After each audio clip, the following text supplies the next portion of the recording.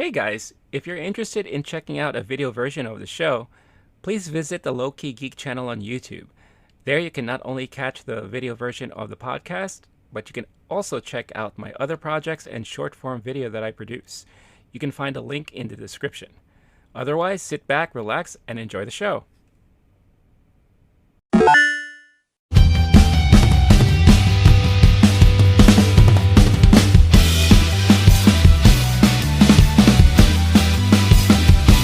Hey, what's up, everyone?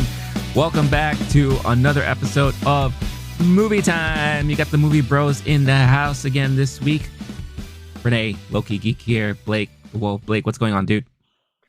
Mr. Renee, I've missed you. New year, we're going to just be talking about 2023 movies again for the rest of the time. No award season, right? No living in the past, baby. Just Right. pushing forward. What are we talking about today, Renee? 2022 recap. So, Hell yeah, yeah, 2022, so baby. there you All go. rearview mirror. Let's go. We are Oh, in yeah, the thick of it. There are no new movies that are that interesting. And not really. I personally love end of year lists. That's where I get like all my watch lists, all the things that I missed. I love end of year lists, like just comparing my rankings to other people's rankings. Yeah. I love award season. This is like our playoffs, baby. Oh Let's my God. go. Yeah, we are in the thick of it for sure. And if you haven't realized by now, the main topic of this episode is we're going to be talking about the Cinephiles app, Blake's favorite movie blogging app, and that is Letterboxd. They finally came out with their year-end review. So we're going to go through some of the lists that they created there and curated for us to take a look at and check on and see how our list compared to theirs. Also, we'll be talking about a couple movies before that. So thank you again for tuning in. If you are brand new to this channel and you haven't seen us before and you're like, who the fuck are you guys? Hello, we are the Movie Bros, and this is the Movie Time podcast. It's a weekly movie review podcast where you got two buds who just bullshit and talk about movies and all that stuff. So if you like what you see, you want to see more of this, don't forget, hit that like button, subscribe to the channel if you haven't done so already. Hit the notification bell so you can get notified every time a new video is uploaded. If you are an audio listener, you want a podcast version of this and many other videos, you can check it out on the Loki Geek podcast channel. Just go type out Loki Geek on your podcast platform of choice where you could download this and many other episodes. And if you are already an audio listener, thank you so much for tuning in. Our audio numbers have been increasing in the last couple of weeks, and it's mainly because of our white noise episode and our year in review. So I'm hoping the white noise is for people who are actually looking to hear reviews of the movie White Noise That and is not looking for so funny. sleep aid sleep That aid is so because I listen to going white to bed. So noise a lot of people every do. night on Yeah. my HomePod. And when I ask Siri to play white noise, I'm like, I hope this isn't the time she plays country music. I hope I get white noise, the sound. I'm Right. also I was wondering about that if their video would suffer because people go, "Hey Alexa" or whoever, Uh-huh. play white noise, the movie, and they're just like, It's okay, like I guess the movie's not out right. yet. Yeah. Yeah. Yeah, or you get like that those YouTube videos with like the rain falling and all that stuff like that, and then that's it. But I did say white noise parentheses 2022, so it is.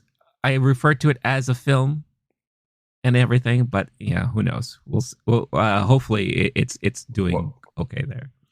white noise for no Baumbach, more like white casting choices. You guys Hey. notorious for yeah, okay. All right. Sorry. All Well, right. no. Well, this time he had two Okay. diverse, actors in this in that movie for And they sure. played huge roles as lead characters. Absolutely. I mean, come Yeah, I on, remember Andre 3000 holding a box of cookies, and I doing the little wish he shimmy. had a bigger part. I really wish he'd had a bigger part. There's never enough Andre 3000 in the world. It's interesting to see when he pops up because it's usually when you don't expect it, right? And you're like, wait a minute, it's Andre 3000. What the hell is he doing there? So yeah, really good stuff. But yeah, like I said, before we go into our little review of the review from Letterbox, Blake, I know you caught a couple of things since the last time we spoke. Anything you worth mentioning that you want to talk about? Yes, thank you so much for asking, Renee. I saw on Monday. I went to the Paris Theater, a legendary New York film theater.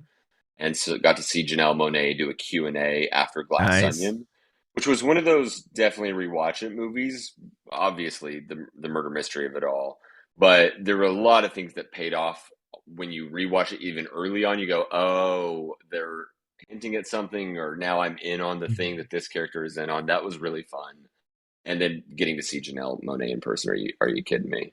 Um, the main new movie I saw, which I'm surprised it's not getting more award season talk, is Women Talking. Yeah. And you had mentioned that in a recent episode of something you'd seen. Mhm. And you basically told me the things I needed to hear to go see it. Yeah. I don't do well with movies that are big on the R word or domestic violence, people being stuck in a room, etc. But I do love movies where it's just like people having a conversation for the duration of the film, and that's basically what this one was, with a couple Yep. moments where we're taken out of the barn. Overall, I thought it was very successful. I really enjoyed it, especially given the content of the movie. And you Yeah. were right, they're not showing things, they're showing the fallout of those things. And that to me Yep. was a brilliant choice. It also was a lot funnier than I thought it would be. And I'm not trying to be rude there. The women are making jokes amongst themselves. Yes. And I was Yeah. listening to something about it where the director asked the author of the movie, "What's the most important thing you want me to take when I adapt this? What's the most important thing to you?" And they would try to honor that. And they said it was the humor that in this community, and when these things happen, and in this community, that in particular where similar thing happened, the women survived on their humor, and that Mhm. that is necessary. Yeah. And so it was nice to hear that, because I there wasn't a ton of laughter in the theater, especially given the there's a lot of dark humor, and I really Mhm. enjoy dark humor. So I definitely thought it was at least funnier than I thought it would be. And then just some incredible, incredible acting. I'm surprised it's not getting more award season traction, but it might be one of those things where, similar to me, a lot of people are kind of concerned with, will this be fun or just the most. Mhm. There's a way to describe the movie where it sounds like the most miserable film of all time, where just Yeah. everyone doesn't want to sit through. And that was, if I had any beef with it, it would be, I have a past in debate and a very logical brain, and so hearing people argue in a circle, having a difficult time making up their minds, and sometimes there's like non sequiturs, they don't see something through, or they're not doing it in a systematic Mhm. enough way, etc. But there is a moment too where I was like, "Oof, they got me." Or Ben Whishaw, who plays the male lead and the only Yep. real male actor in the movie, says like, "Okay, now we should move over to this category." They're like, "You do not get to speak," Yeah. and they Don't you put him in dare his say damn anything, right? place. I was like, okay, yeah. I mean, my bad. Also, I was having a similar thought though. But it is frustrating to me to hear people being stuck in a situation and not know how to get out. But that all to say, I was very invigorated by a lot of the conversation, much more than I was kind of like frustrated by it. And overall, I would fully recommend it to basically anyone, especially if they weren't seeing it because of concerns about the content of what would actually be on the screen.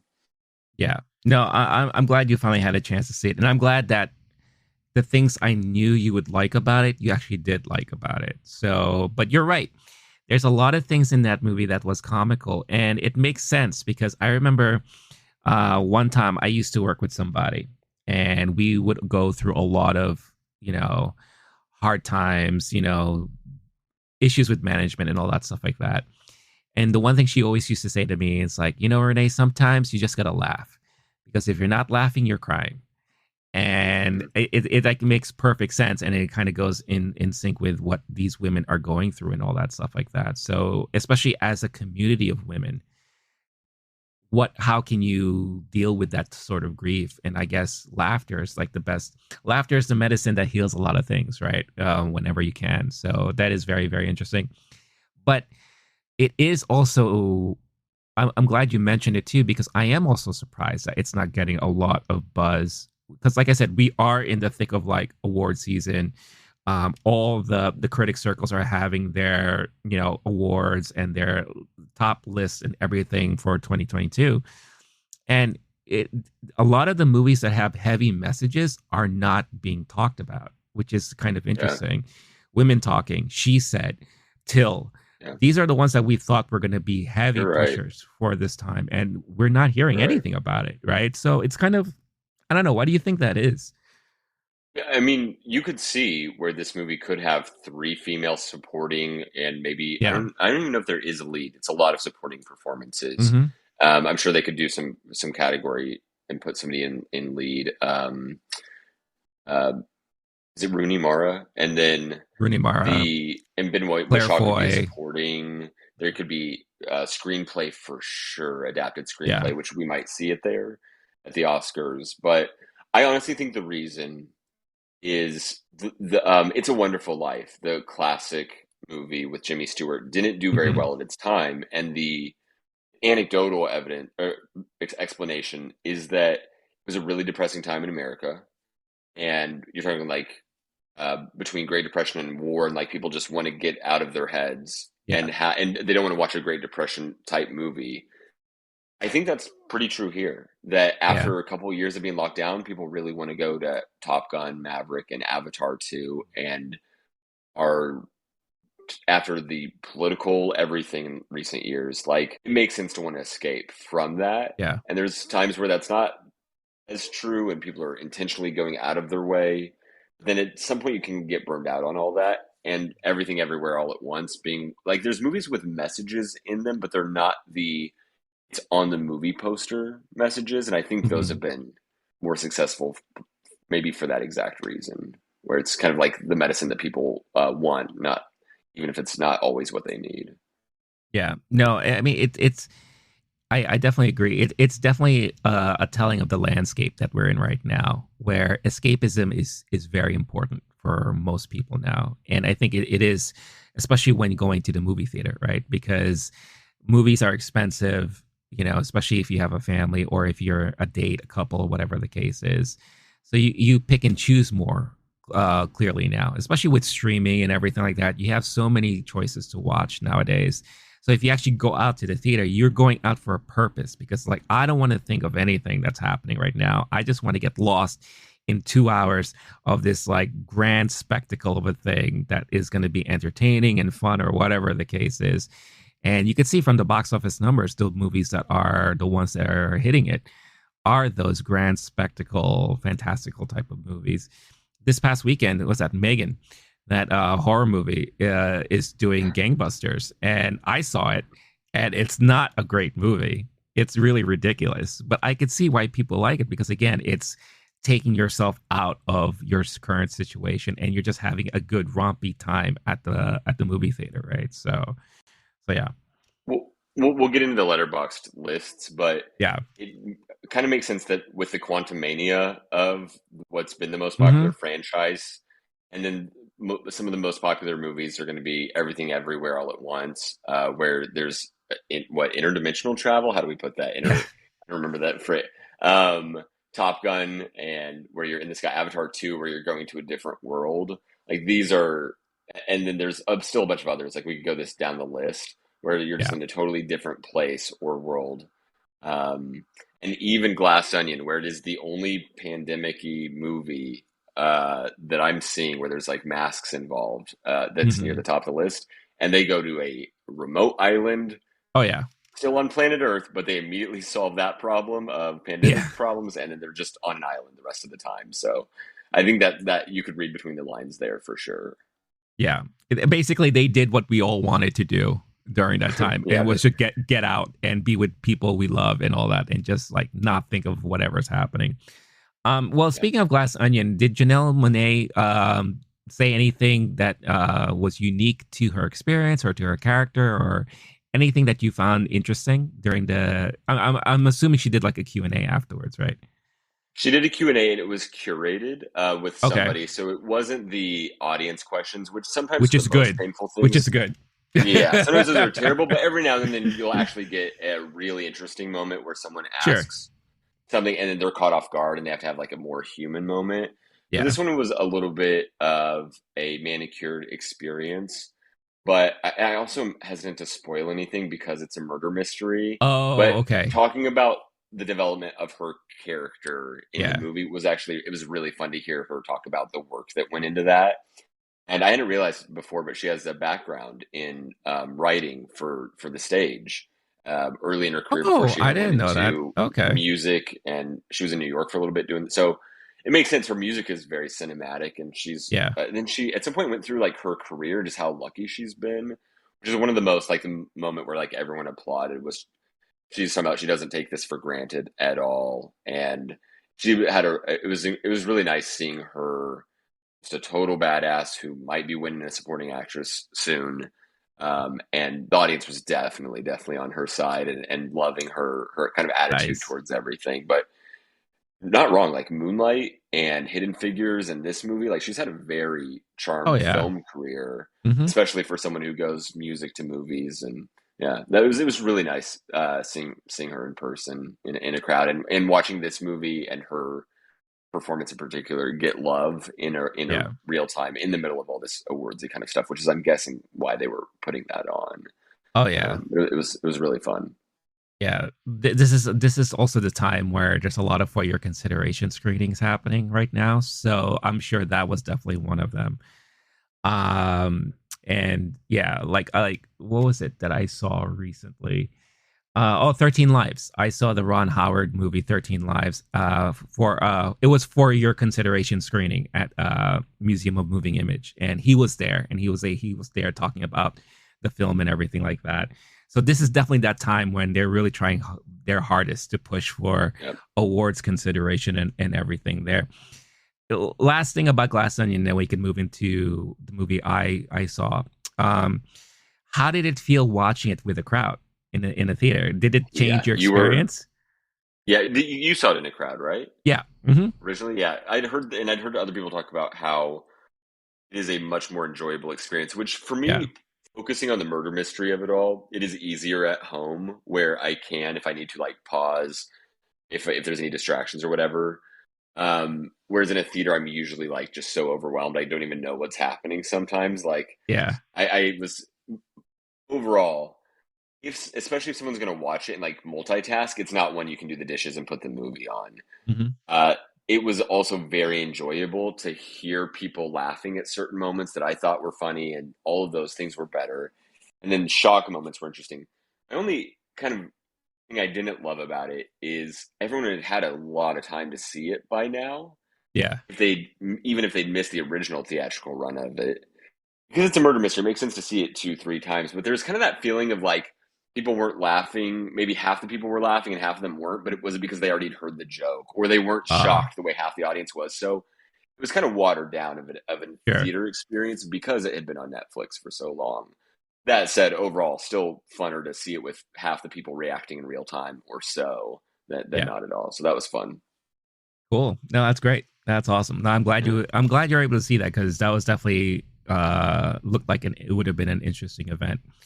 For me, like I mentioned, I did see Megan recently. Not much to talk about there, to be honest with you. It was a silly, goofy movie, more on the silly, goofy side than horror, to be honest with you. But I think that's also why it became so popular because of the PG-13 rating. More people had a chance to watch it, and I think people Mm, who are not so much into horror appreciate it more because it was something they could laugh at and they could like enjoy and be entertained like that. So I think that's why a lot of people are going nuts over this movie. But I did see that. But the movie I did want to talk about is it's funny. You saw women talking, and then I mentioned it earlier. I had a chance to finally watch She Said, because She uh, Said is now streaming on Peacock. It's streaming on Peacock, and it was definitely one of the movies from last year that I wanted to check out, especially because again, it's such a big topic now. Especially with the whole Me Too movement, and very timely with the recent um, court thing with Harvey Weinstein about his arraignment and all that stuff that's currently happening in real time right now. So if you don't know, She Said is the story about the two New York Times reporters that helped break the news story about the sexual abuse that Harvey Weinstein is being accused for, when you had all of these people, these actresses and people who were formerly in Hollywood coming out to speak up against him, and how they did their best to break the story. to tell the truth of what's going on. And that's really what launched into the giant Me Too movement that happened during that time. And it was an interesting movie. I know you are a big fan of, and I'm trying to pull up her name right now. Um, Carrie Mulligan. I know you're a big fan of Carrie Mulligan. Zoe Kazan is in it too. Um, some of the things I found interesting about the movie was that they actually had the actresses that came out and spoke out in the movie. Mm. So Ashley Judd was in there, and some other actresses and former Hollywood people were in the movie as themselves, playing the roles and all that stuff like that. The creepiest thing, and I think the thing that really hit home, was they actually used an actual recording that was recorded of an interaction with Harvey Weinstein and an Italian model. And this was like, they played at least 5 minutes of it or more. Whoa. Wow. And it was just him constantly pressuring her to join him in his hotel room and sit down and all that stuff like that. And she kept refusing and refusing, and he kept pushing. And then you hear him at one point saying, well, then if you don't ever talk to me again, and you're never going to hear from me like that, and you're done. So, and I think what happened is that she came with a recorder to record that conversation because she was already been approached like this multiple times. So it was really, really, it was almost like a movie / documentary. It kind of like how they do like those like kind of expose documentaries, because like literally they had scenes of just hallways in a hotel room as they were playing the audio with the subtitles of the audio playing for like more than 5 minutes. And it was very cringy the whole time. And it was really fascinating how they used that real life aspect in the movie to kind of put more, I guess, of the importance of what's happening there. I'm from what I'm seeing, and I'm just doing like a quick Google, is that it was basically like someone mimicking his voice. So it wasn't his actual voice, or are you, because it was the actual text, something like that, and someone reading it, or am I misunderstanding So what from was what going on in I've the movie? from what I've heard or what I've read before was that it was an actual recording. Now, if it wasn't and they had someone mimic his voice, then it's the actual it is Right. the actual word for word conversation that he had with this lady. Regardless of what it is, it was very, very crazy. And the way they did it, it made it feel real. Like really, I guess the main point here, it really hammered home the significance of what's happening here and all that. Which is also some of its downfalls too in the movie, where I felt like there were way too many moments where they hammered it, they threw it in your face, the sexism and sexualism of a lot of things that are happening. You see the reporters getting harassed on the street sometimes, catcalls and all this kind of stuff like that. The reporter Megan Toey that Carrie Mulligan portrays also helped break the story of Donald Trump and his things that he said about women in the news. And she was getting calls like death threats and all that stuff like that. So they really threw that in your face in the beginning, just like, all right, people suck, men are terrible, all that kind of stuff like that. My main problem with the movie is that the two reporters, as they were pursuing this story, I felt like it felt very shallow. Like I didn't feel that they were following, they were pursuing this story for the sake of getting that proper message out to speak up for women. It felt like they were just doing it for the story. And I don't know if that was intentional and if that was really the case at the time, and then maybe they came into full realization later on once the news broke and seeing how it affected so many people. That's when they finally realized the gravitas of it all. But it felt very shallow. It felt like they just wanted to scoop. It's like TMZ. It felt like they just wanted to do like a TMZ job and all that stuff like that. So I felt like it felt very flat, and I felt like the motivation and the yeah, the whole motivation for them to break the story was just not the right intention in the beginning. And again, for all I know, maybe that was the case, before. And then later on, it became a bigger deal and all that stuff like that. So it was a pretty decent movie and a good watch. Again, one of those movies where I do feel like more people should be watching it, but it's a hard watch. I mean, like we just talked about escapism and all that kind of stuff like that. This is not a movie that people are going to want to watch right now for sure. But it is an important movie for people to watch eventually.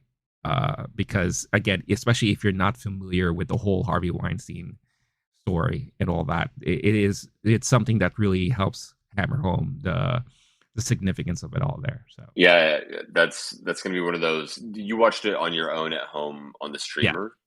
Mm-hmm. Yeah, I'm gonna ask for your Peacock password later. We'll do that off air though. Don't worry. Yeah. Yeah. It's one of those. Yes, Carrie Mulligan, big fan of a lot of her movies, and then Zoe Kazan also is a low key fave of mine. It seems from what I can tell, both the movies we're talking about aren't getting much traction, and both Yeah. are very pointedly on message. From my understanding, it seems like there are other reasons why this one isn't getting as much traction, and I obviously you never know, and there could be a lot of bias at play there. Mhm. My gut says people going into it were saying this will be a big movie. This will be huge when this drops. A lot of people were talking about it like this will be an awards movie. And it's like as people started to see it, it was like, okay, maybe this isn't that movie. Maybe Yeah. this isn't the All the President's Men or Spotlight in recent years Mm-hmm. of current day. Okay, I'm glad you saw it. I will. Yeah. I'm assuming I'll see it at some point, and right now there'll be a lot of catching up to do. And I'm curious. Every now and then, the Oscars just throws a huge surprise out there. Yeah. Movies about movies where they do some reckoning. These are things that get talked about on stage a lot at the Oscars. That's for sure. Yep. And so yeah, that's interesting. Thank you for the review. Just like women talking. Yeah. Now I know better what I'm getting into. Yeah, no, that's why I thought it was interesting that you saw women talking. I saw she said, and again, it goes along the lines of these are movies with very important messages that aren't getting talked a lot about right now. And again, another movie like I mentioned before, like Till too. Till was like supposed to be one of the movies that I think a lot of people were expecting to hear Oscar buzz around, especially with the lead actress there. But we haven't heard anything about it really. And again, I think it goes in along the lines with a lot of things that we're saying. But let us know in the comments about these movies. Are these the kind of movies that you're looking forward to watching now, or are you amongst the many that what, I just don't want to deal with this right now? This is stuff that's way too real. I need to escape, so I'd rather watch something that will kind of take my mind off of things, because that is something curious to like really think about when it comes to movie going right now these days. So let us know your thoughts in the comments and all that stuff like that. Hey guys, I hope you're enjoying this episode so far, but before we continue, I wanted to quickly talk about Bulletproof Coffee. Bulletproof Coffee is my favorite coffee of choice to start off my mornings with. Why? Because it's clean coffee. What does that mean?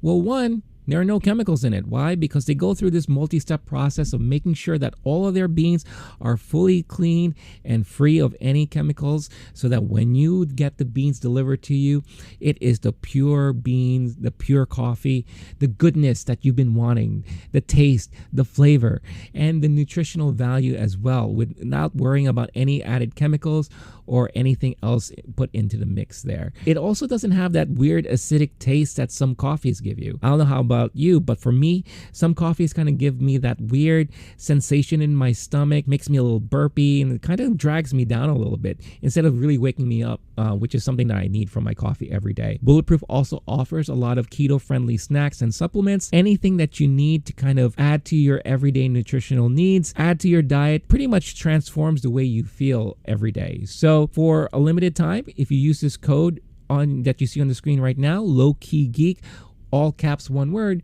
you can get 15% off your order. So what is it better than that, right? Check out the link in the description of this episode. Use this code, get yourself your discount, and make your mornings a little bit more bulletproof with Bulletproof Coffee. Now, back to the episode. Let's move into our main topic. Again, recap.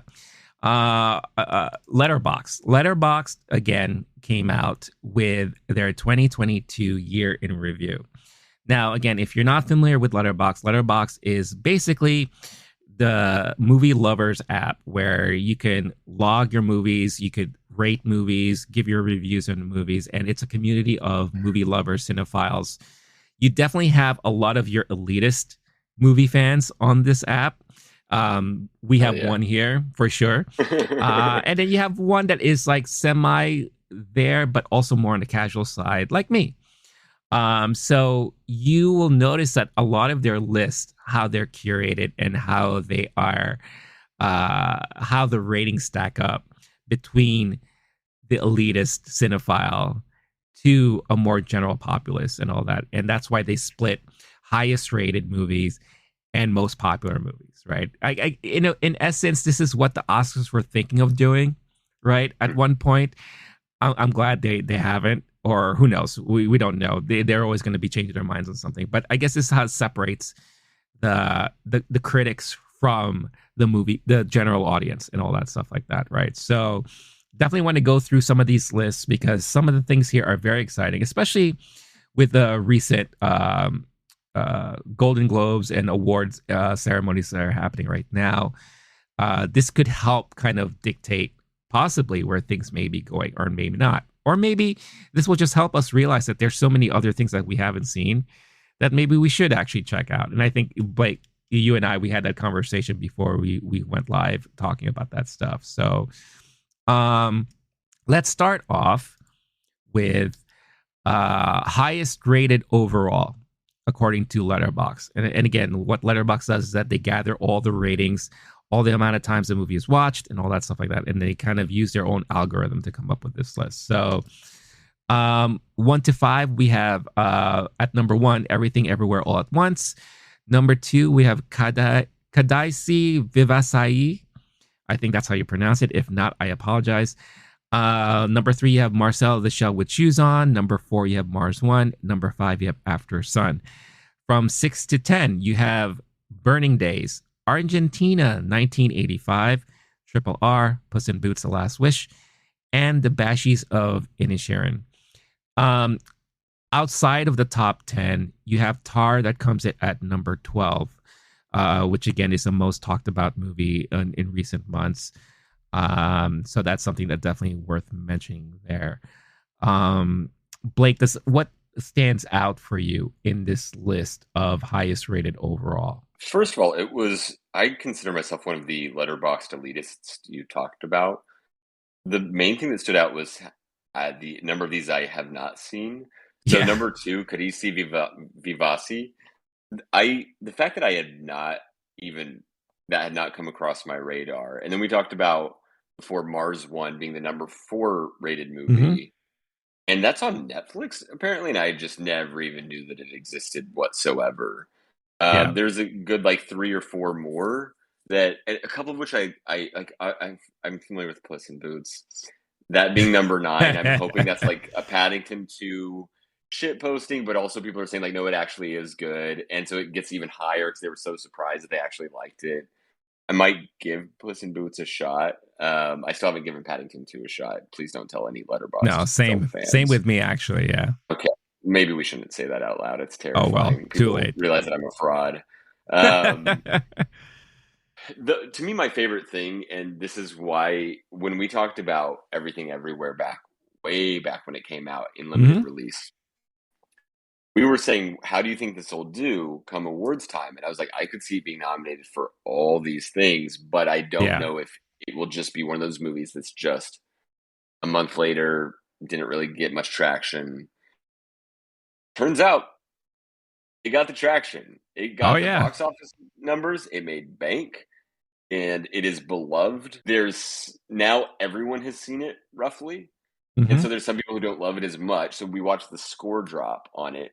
There was a moment after it came out where it was the number 1 all-time movie on Letterboxd, and it was Yeah. the first one to beat out Parasite was up doing that, and then it beat out Parasite, who had been doing that. Mm-hmm. And that was amazing to watch movies that came out during Letterboxd's lifetime, because forever it had just been this old guard.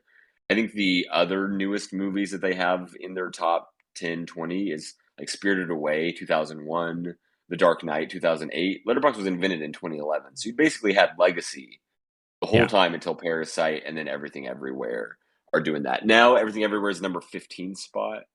I think that's a fine place for it to be. It's really hard to be mad about the 15th greatest film of all time. But the amount of times that a movie comes out, we were talking about It's a Wonderful Life earlier, where it doesn't get its roses while it can, or Mhm. this might be one of those. It's gonna lose Best Picture to name it just some one of these movies, and people go, 5 years, 10 years, 50 years from now, that's one of the biggest, most offensive choices they've ever made.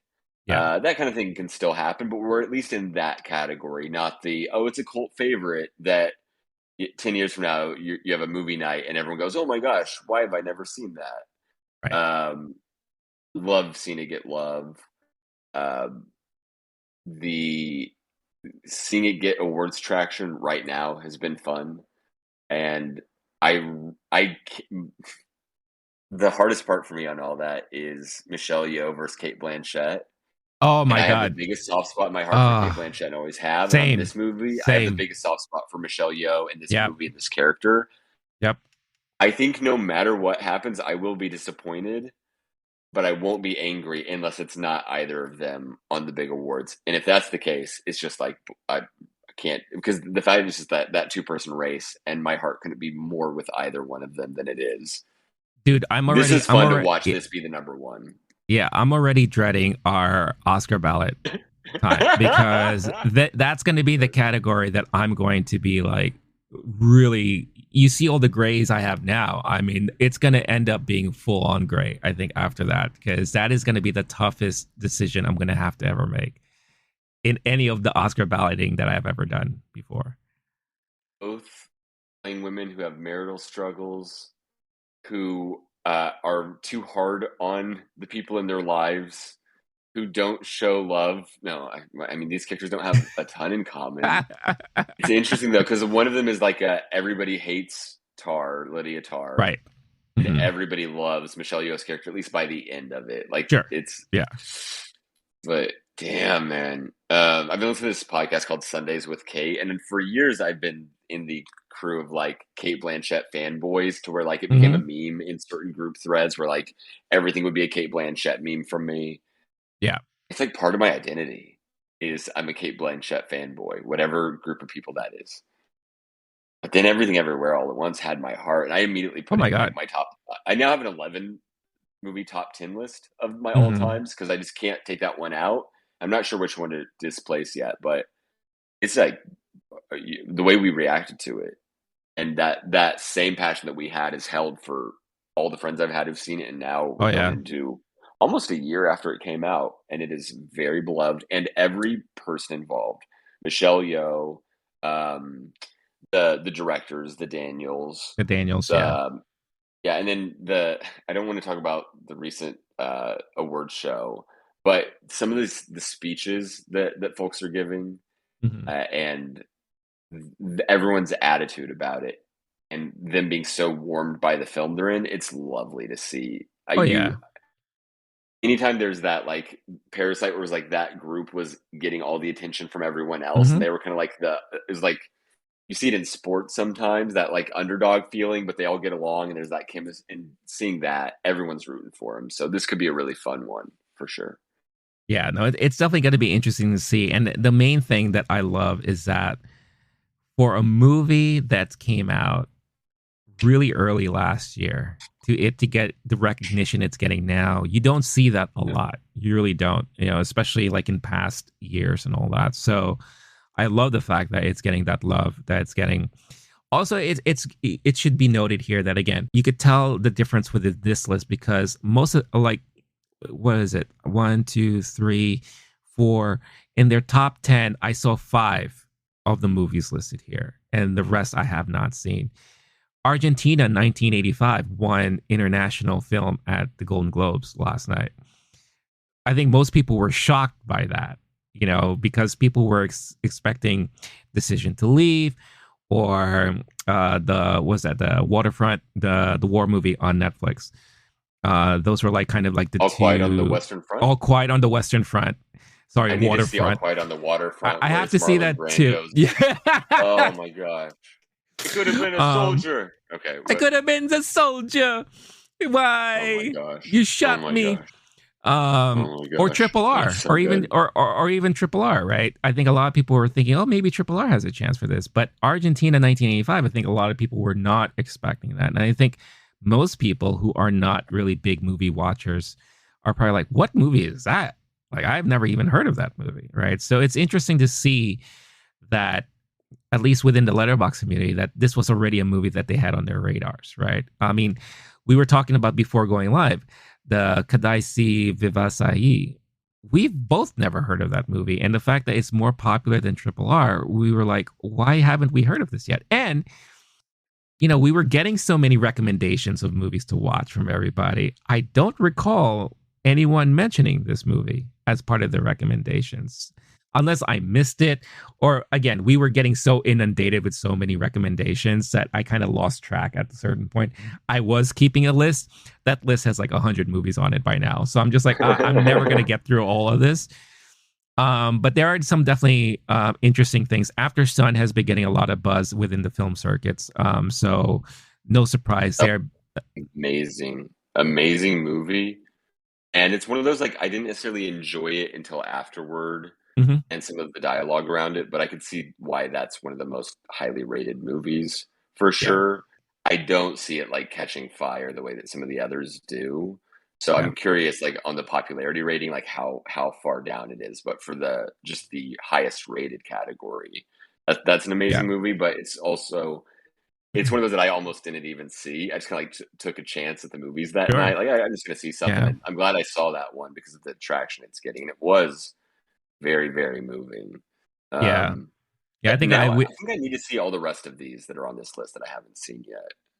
I mean, After Sun is definitely one I want to watch because I mentioned this to you last time. It's one of the ones that I haven't had a chance to see that I really want to see. It's just not on any streaming platform right now, from what I can remember. But now with Argentina 1985 getting the attention it's getting now, I definitely want to see that. Mars One, I'm so curious about that now, especially since it's been on Netflix this whole time. Um, it's surprising to me how many people are loving the Banshees of Inisherin. Because it is a kind of, it's not a movie for everybody. And the type of humor in it is a different type of humor that I think a lot of people get Mhm, thrown off by.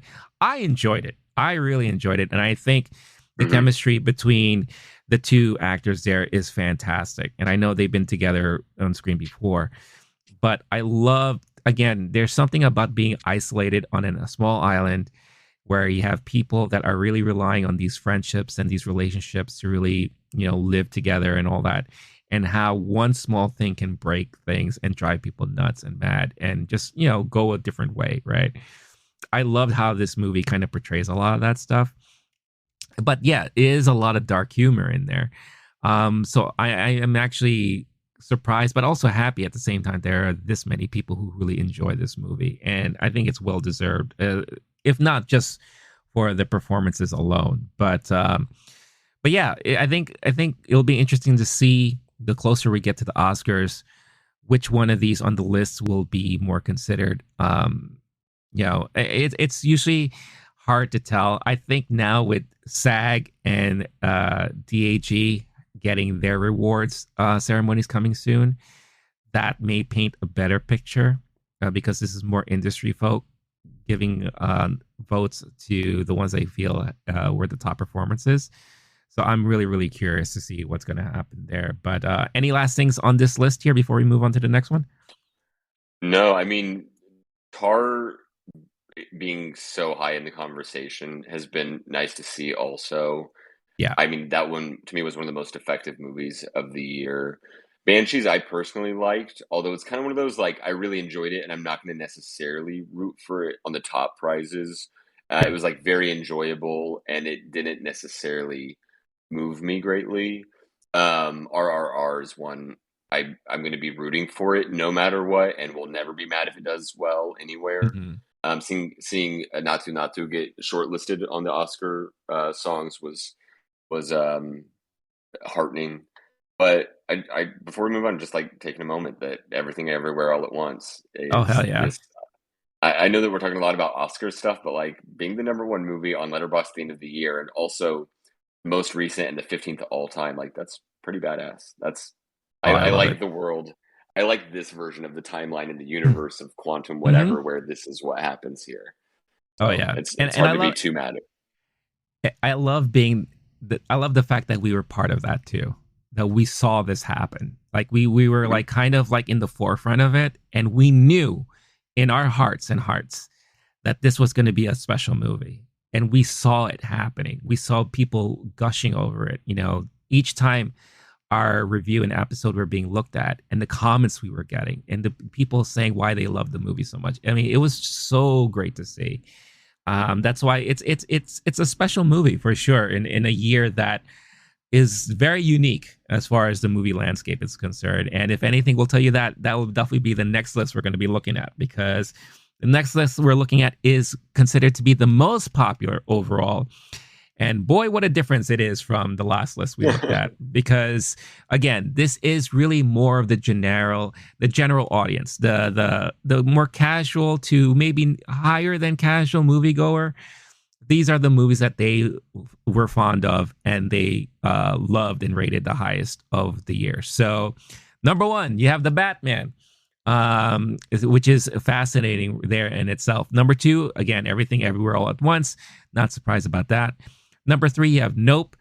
Number four, Doctor Strange, Multiverse of Madness, and Top Gun Maverick rounds it out at number five. Then you have six, Glass Onion, Thor, Love and Thunder, X, Barbarian, and then The Northman to close out the top 10 list here. So, the one thing I'll say that stands out to me the most is that you have possibly two of the worst Marvel films to come out in recent years making it to this top 10 list. Um, I know you hated Doctor Strange. You were not happy with Hmm. that movie. The Hmm. fact that's number four on here is baffles my mind. I hate it that much, but I really hated Thor: Love and Thunder, and the fact that that's number seven Well, is bizarre to me. we're just doing popularity though, so this is just going to Sure. be what people seeing it. Yeah. So I, I'm curious at what point, because like if this was in-game year, in-game is number one. Hmm. I have to assume. I don't know the Oh raw yeah. data. I have to assume it would beat the Batman. I'm pretty sure. Yeah. The Batman is partially here because it just had such a wide berth at the box office and was released early in the year, and there was no real competition, and we were still skeptical about movie theaters at that point. Like this was one of Yeah. the first big, oh, people are actually going to movies of the year. Yep. Um, I I think it's actually points to that Marvel isn't doing well, that these are lower on the list than they would otherwise be when you're talking about, at least in the top two of the top few are Marvel movies, Mm. and they're definitely losing steam. And after Guardians and Quantum Mania, Ant-Man stuff, this might be like the beginning of the end, or it might just be the end of the lull period of Yeah. phase whatever before things kick up again. But I'm not personally surprised that those were lower on the list. I think it goes back to again what we talked about escapism and spectacle. Like these are definitely the highest movies that fall within those categories. You know, these are the movies that people really felt like they could escape from everything. You know, and these are like, you know, the fantastical type of movies. You know, these are and regardless of whatever given year, horror is always going to be number one. Horror does so well no matter what. The fact that you have one, two, three, possibly you could consider Doctor Strange a little bit on the horror side. Four Oh yeah. categorized horror movies on the top 10 list. I'm not I shocked mean, by that at Northman all. isn't that far off, and when you put No. Glass Onion in the murder mystery category, I'm not saying that these are horror by Yeah, any means, yeah, but I'm just yeah. saying they are in like the murder or the Viking revenge movie where it's just Right. real damn bloody. There's some moments in there that are like they belong in a horror movie for Sure. sure. Yeah.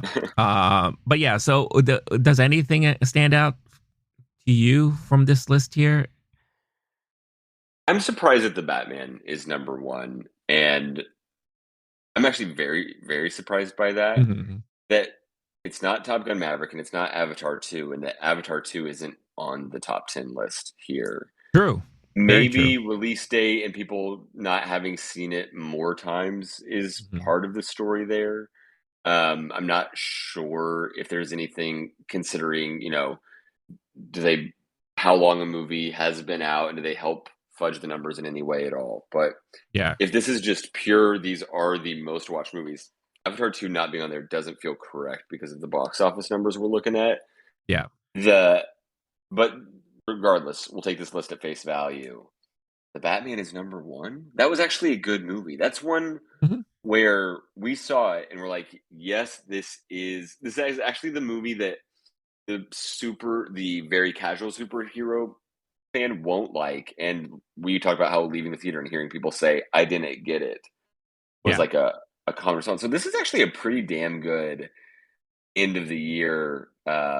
Most it's not it's not a Fast and Furious movie, which I do enjoy those, but and it's definitely not like whatever Triple X to Vin Diesel, who gives a crap, phone it in, or Grown Ups 4 or whatever. Like this is actually a pretty solid number one Yeah. movie to have here with a really great cast.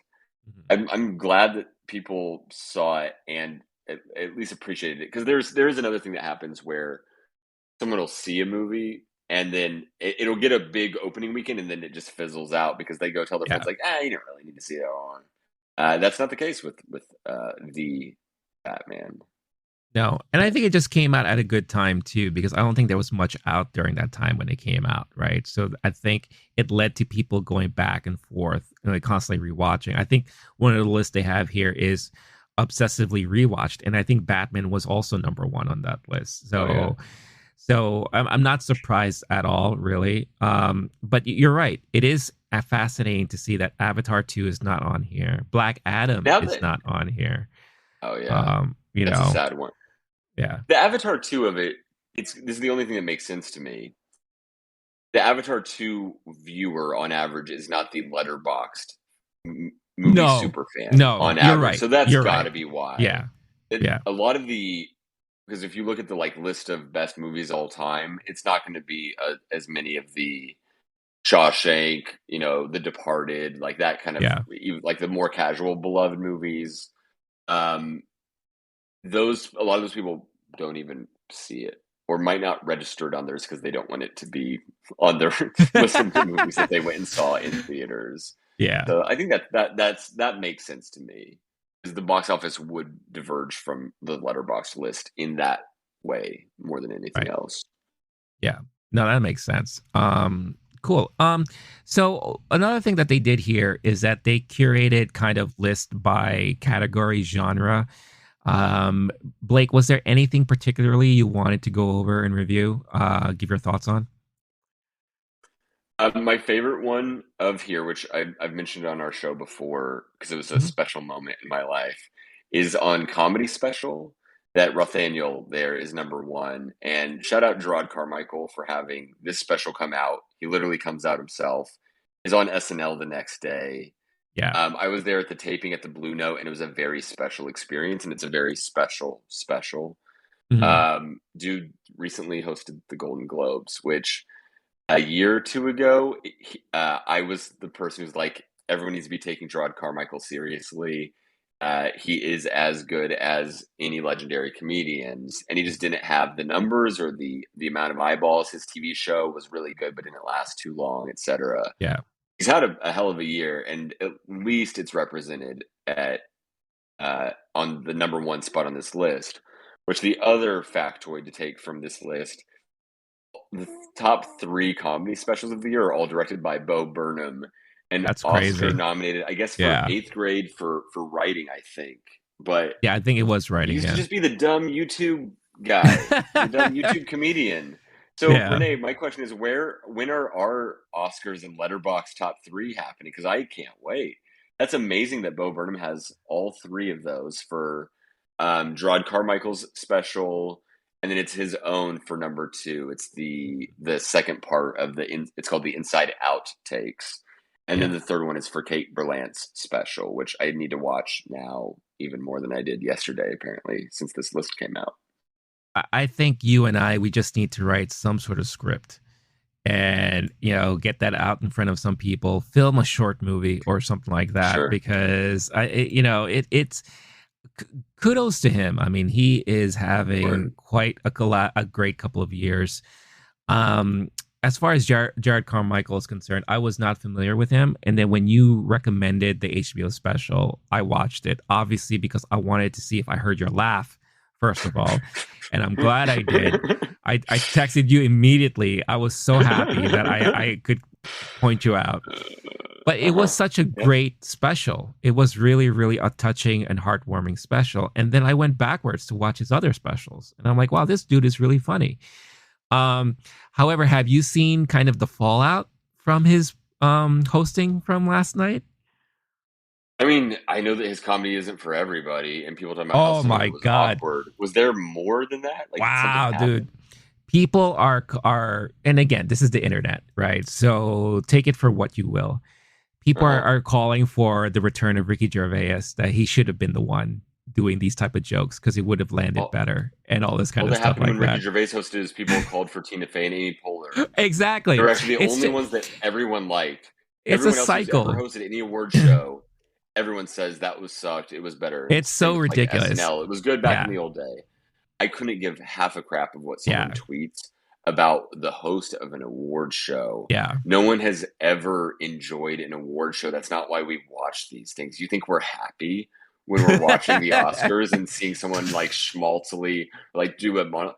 I watched his monologue, and honestly, as far as stand-up goes, I was like, damn, that man did something he did on the stage in Rathania where he literally just sits down and takes Hmm. his sweet time with like full breaths and pauses between sentences. Yeah. And is it the kind of like he's playing with tension and awkwardness the way that an average TV film fan isn't going to love?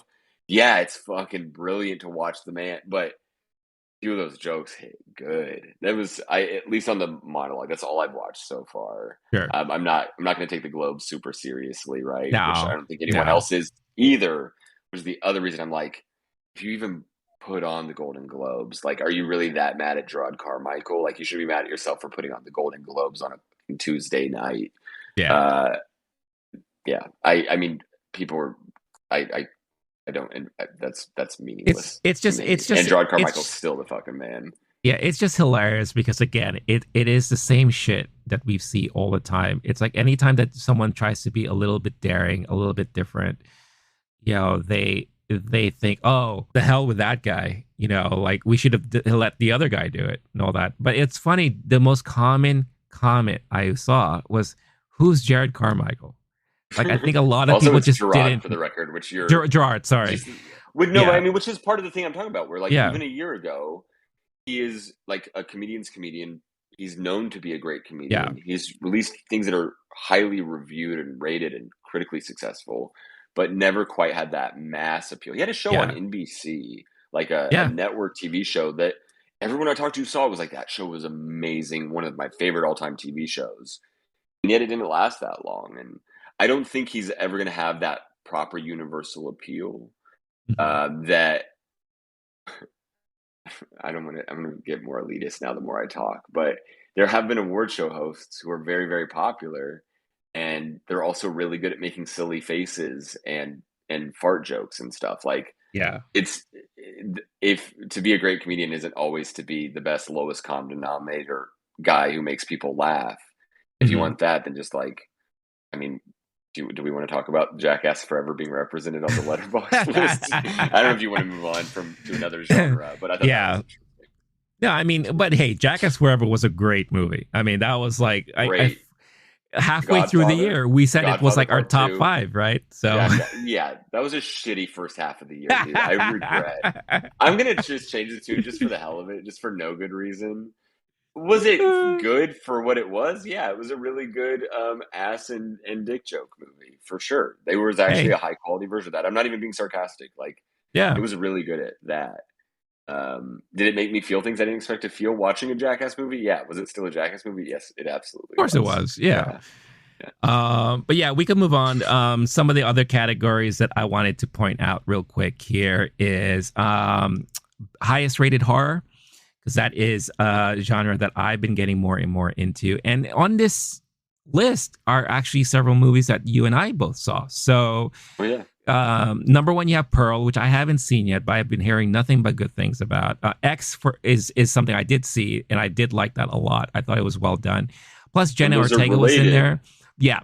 Yeah, Pearl, I which think now it's kind of is like a number one if you put them together in that kind of way, where that dude's just exactly. dominating that category. Yeah, and he has the sequel coming out soon, which is supposed to close out the trilogy there. So it's amazing how, in such a short period of time, he was able to create this trilogy out of something so simple, right? So, but Nope is number two.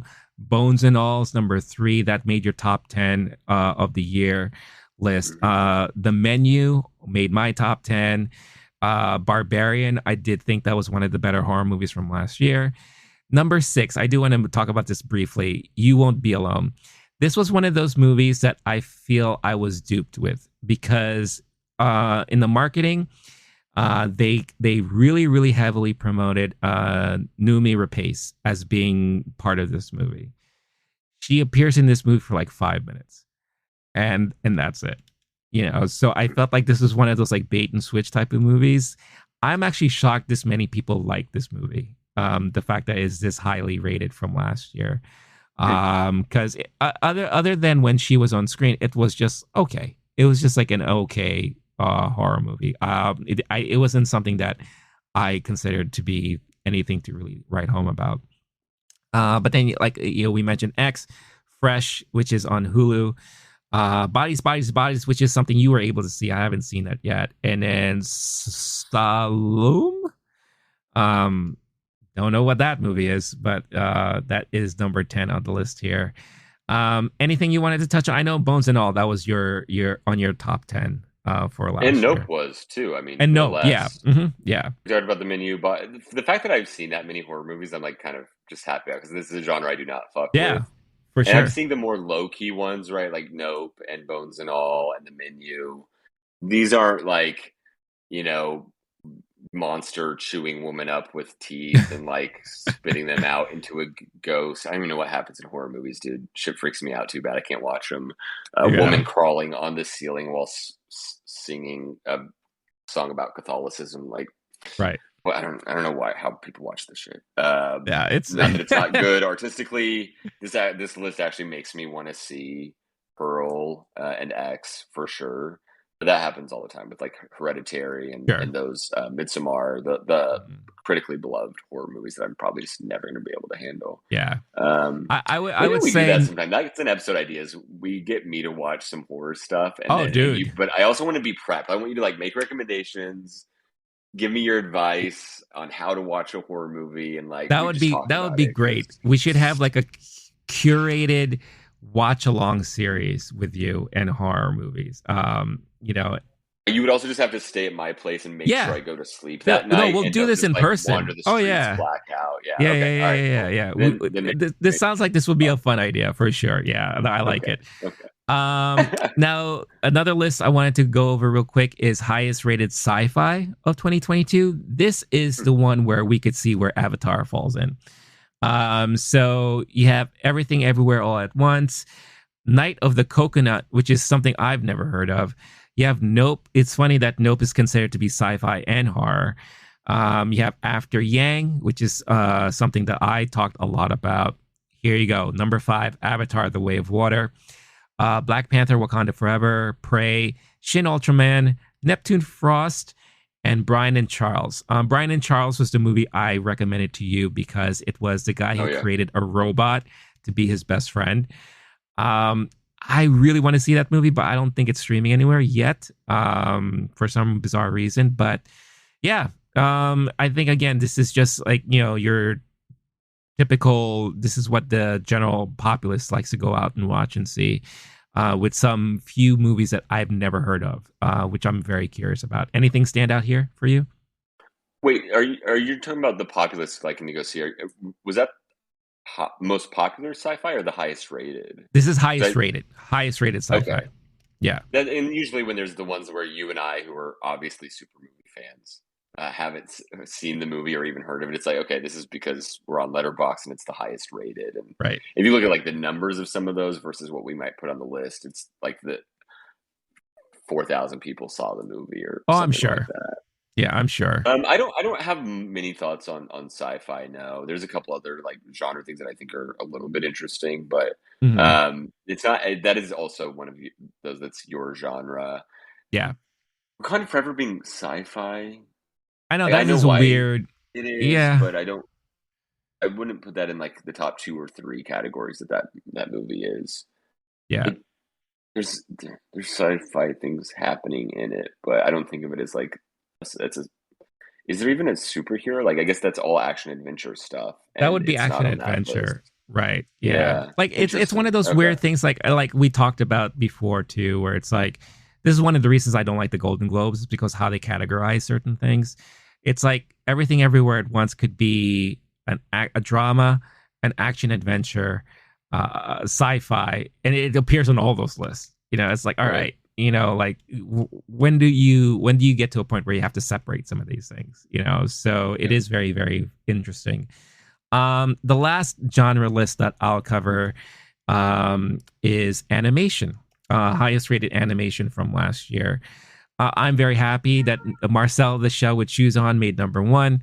So that is definitely one of my favorites from last year. You got Puss in Boots, Guillermo del Toro's Pinocchio, a Japanese film, Inuo, Mad God, Intergalactic, which is that Kid Cudi animated thing on Netflix. I heard Mm-hmm. a lot of people talking about it, but I haven't had a chance to see it yet. Turning Red, which you saw recently and you really, really enjoyed. You did Great it. movie there. Rise of the Teenage Mutant Ninja Turtles, the movie. The Bob's Burgers movie, which would have made my number one list if it wasn't for the 12 other movies that I watched. Um, and then Apollo 10 and a half, A Space Age Childhood, which is a movie you saw there on Netflix. So, um, no real standouts for me on this. I talked so much about Marcel the Shell. We talked about Pinocchio, how much we loved and enjoyed that. Turning Red, I'm really glad you were able to see that. I know you saw Apollo 10 and a half. Anything here stand out? Or maybe, is there anything on this list that maybe you want to see now that it's on this list? Um, yeah. So animated is also one of those where like that's going to be the Renee specialty Yeah. category that you own more. But I do appreciate it. It's kind of similar to the horror movies list. Like when an animated movie does reach that high rating and popularity level, Mhm. those are usually that's when I'll usually pop in and see it. So I have seen more of these than I have per capita, the average animated film, and it took me a long time Mhm. um, to get to Turning Red, for example. But Right. Pinocchio being high up there, I'm loving the love that movie is getting. Marcel being high up there is heartening, and it makes me think I need to rewatch it just because it was an expectations problem going to see it the first time. Mhm. I'm also glad it beat out Puss in Boots because that's not the world I want to live in, where that like 18th Shrek movie is doing better than uh, Marcel original and Pinocchio, an original take on a classic. Um, I think this list is interesting overall. A couple things on there I know I'm never going to see. Bob Burger's movie, probably never ever. Turtles movie. I mean, that's interesting, right? Yeah. Overall, I'm curious between Marcel and Pinocchio, who's the leader in the Oscars, and if it might be one of those where which I think happened last year with was it called Flea, where there's two Mm. artsier movies in the category, and then it gets split, and so then you have something like Turning Red possibly winning because of that. But Yeah. we have some more time to get to that conversation. For now, Marcel the Shell with shoes on, take those shoes and tap dance on them because you're a Hell winner, yeah. baby. You're a That's beautiful right. winner. Which Jenny Slate being on the there's another list on here which is the most watched actors and actresses of all time. And Jenny Slate being on that list, very heartening for me. Been a fan, saw her do stand up in Brooklyn way back in the day. Um, SNL alum, like just she's a personal fave of mine that I've Mhm. she's had a couple movies she starred in. Oh yeah, I started to do a Q&A back in the day at Angelica for Obvious Child. just huge crush and huge fan of like her brain and the quality of her work. So because I think she's in Everything Everywhere All at Once. The Yeah. You're not familiar because she's not on screen in Marcel. She's not the human person. She's the Mhm. shell. But in Everything Everywhere, she's the dog kicker, dog thrower, dog Yeah. weapon person. And so now she's like one of the most watched It's so actresses funny. of the Yeah. year, even though before now, very few of her movies did business like that on that level. Yeah, no, for sure. But yeah, again, there's so many curated lists here from 2022. If you want to check it out for yourself, just go to Letterboxd, and that's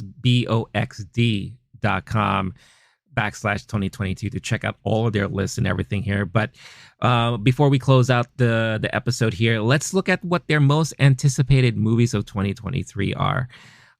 Because they have a list here. I guess this is like a mixture of staff and maybe they poll people, or is there a thing on Letterboxd where you could say that you are looking forward to watching films? You added to your watch list, yeah. Which, like, Got it. just today, I added Isabel Sandoval's next movie, Tropical Gothic, to my watch list. Okay. And so, in theory, that's 2023, but some movies don't have dates on them yet. And I'm Right. assuming they curated that to a degree, but maybe not.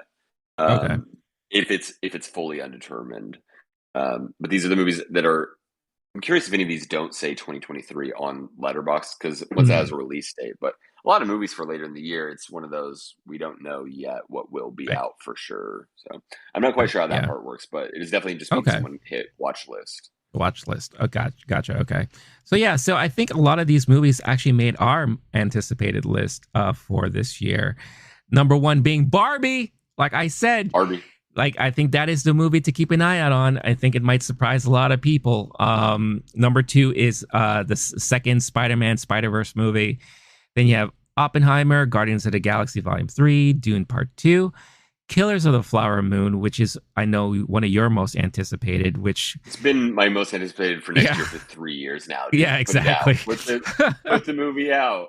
Okay. It's Yeah. so ridiculous. Yeah. The next Can't John wait. Wick, Ant-Man Quantumania, Beau is Afraid is the new Ari Aster movie, the guy who directed Hereditary and Midsommar. So I am totally looking forward to this because it looks batshit nuts. And Indiana Jones 5 here. So anything stand out for you? I mean, the fact that Wonka, the horny Willy Wonka Timothy Chalamet movie, is number 11 and not number 10, I find very offensive. Asteroid City, Wes Anderson is just after, which actually, this is interesting. On this list, if you click see full list for 2023, Yeah, Indiana Jones is actually lower. it is. We could dig into that a little bit, but you know what it is? I think it's saying 2023 and beyond. So this is exactly Oh, what we were talking about. Nosferatu, okay. apparently, Robert Eggers, who this last year did Northman, one of our Yeah, top 10 movies, has a movie Nosferatu, but it doesn't have the date determined. So that's where Indiana Jones gets bumped, something like that. What interesting. Letterboxd does Okay. have this problem, which all movie things do, is there's an untitled Steven Spielberg project, and that'll just kind of stay at the top of dude's IMDb for his whole career. Yeah. Which, speaking of which, IMDb, are you okay? Oh my Has God, anyone ever like they fell the fuck off, dude? man, those IMDb guys used to be haven't been the okay in a while. only source for movies, and now they are the blockbuster of the source Oh for yeah. movies. Oh yeah. Anytime I go to their website, and it's like, do you want to open the app? I'm like, whatever happens, do not open that app. I can't even stomach it. I was an early adopter for Letterboxd and was telling friends about it. And I'm like, the main selling point is the UI is incredible. Yeah. Yeah. This interface on this website is so clean. And for people who Yeah. love a visual medium like movies, mwah, thank you so much for existing Letterboxd because before I was trying to organize my shit in IMDb and no one needs that in their life. So I'm also very glad we're not doing the IMDb year in No. review. I don't even know No. what they're up to or if they're still in the year like 1999 or something because Their site is so uh, painful. Yeah, it's stuck in the old days of the internet, and it's so hard to navigate. It's so hard to find what you want to look for. Even when you're on the right page, it's hard to find what you're looking for. Plus, it's inundated with trolls in the comments and the ratings and all that stuff like that. It's just, and I feel like they got to the point where just they gave up. They gave up on it, and just like we'll keep it afloat and So we'll sad. update it, but we're not gonna like fix it. We're just gonna leave it, to the wolves or whatever. It's really sad. Tragic. Yeah. Yeah. I am curious if this list is getting updated in real time though, but if I narrow it down to 2023, Asteroid City is number 10 and Indiana Jones is right after that. Oh, I see that too. Yeah, yeah, Moonwalker is yeah. 9. That's really interesting. Okay, so a That couple of is, these are dropped. yeah, Mario Bros. And Cocaine Bear not being there is kind of interesting. I don't know if we have time to get into what the hell those movies are going to be like. Napoleon is really low compared to where I thought it would be. That's one that is very exciting, but also kind of like this might be the worst big swing of all time, or it might sure. be another Ridley Scott Joaquin Phoenix epic from their Gladiator days. I I think don't have. it goes to Yeah, like what you were saying before. It's who logs it as their, like what they want to watch list, right? I feel like maybe not a lot of people do that. So it's kind of hard to get a full idea of what's really most anticipated with the entire letterbox community unless they right. actually call them out. Unless like, hey, here's a poll. Let us know what are your top 10 most anticipated.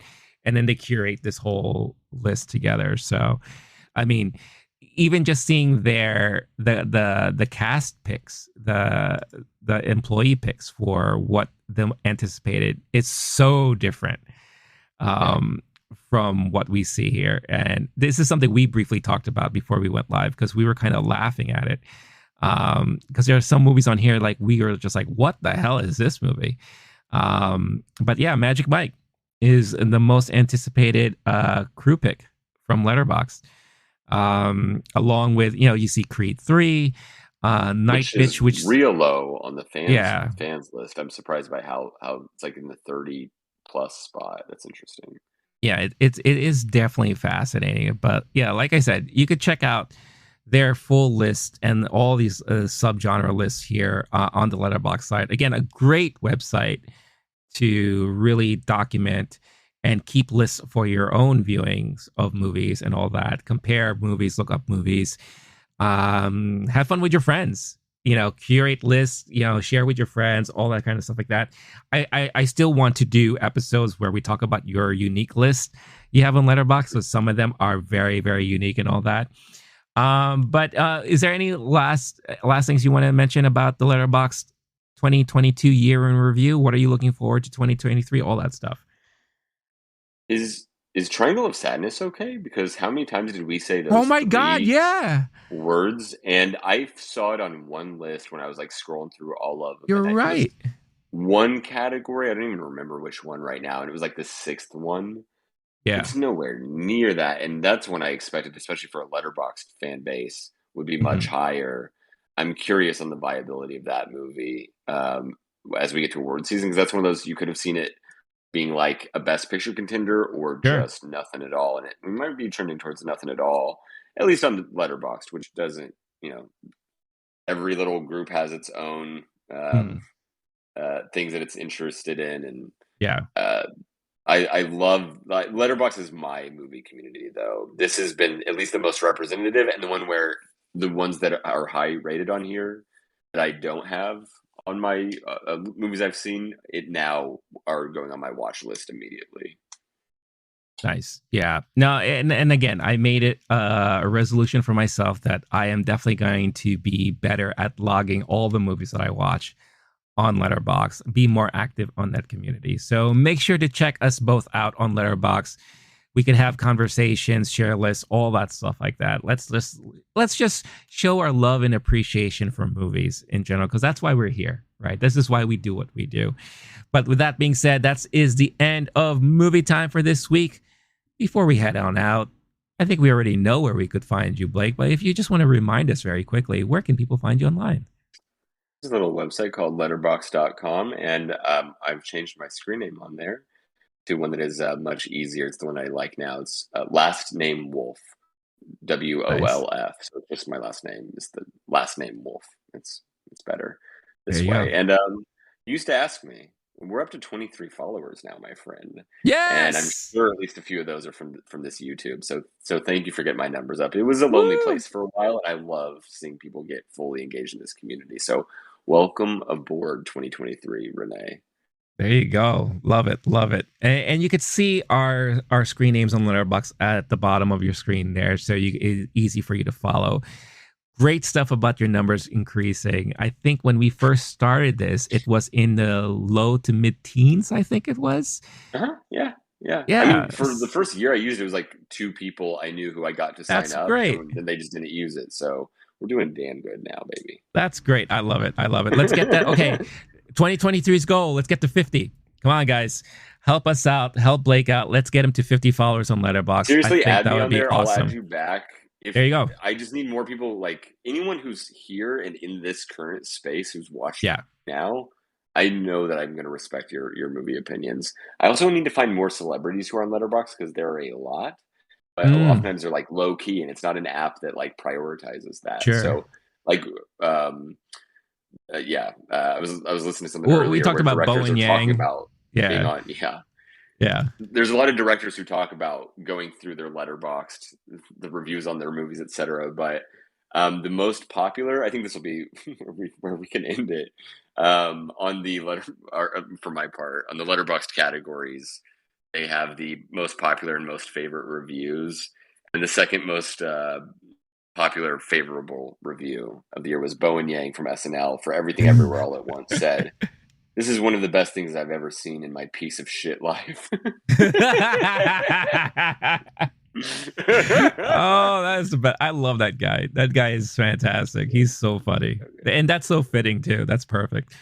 But yeah, see, again, another reason to be on Letterboxd, because you'll have a chance to see a lot of stuff like that there. And who knows, maybe you'll get a chance to follow a celebrity, a director, an actor, actress, or maybe they'll follow you. You never know, right? That would be the great thing. But as for me, again, Letterboxd, you could find LOWKEY GEEK there. LOWKEY GEEK, Twitch, not Twitch. I don't go on Twitch anymore. Twitter, Instagram, but most importantly, YouTube, where you could find us here every week doing the MovieTime podcast. Again, if you haven't done so already, it takes you a quick couple of seconds and it doesn't cost you a thing. Hit that like, subscribe to the channel if you haven't done so already. Hit that notification bell so you can get notified every time a new episode is uploaded. It'll greatly help the community, grow the community, and recommend more stuff that you'll be interested in the future. Audio listeners, you can find us on the LOWKEY GEEK podcast channel through your podcast platform of choice. And to all your audio listeners who are out there now, thank you so much for your support. Don't forget to leave an awesome rating when it prompts you to. But all that out of the way and all that being said, this has been Movie Time. I've been Renee. That's been Blake. Thank you again for watching. Stay cool, stay classy, stay safe, and stay sane. And we'll catch you all in the next one. Peace out, y'all.